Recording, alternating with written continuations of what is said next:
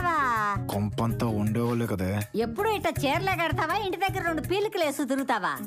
I'm always comfortable in saris only అండి. అయినా అమ్మాయి ఎమ్మెల్యేవి ఇంత మెత్తకైతే ఎట్ట పైకి వస్తా?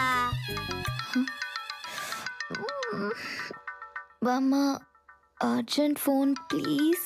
సరే తగలడు, తొందరగా రా, నాకు 3 బాద్దే.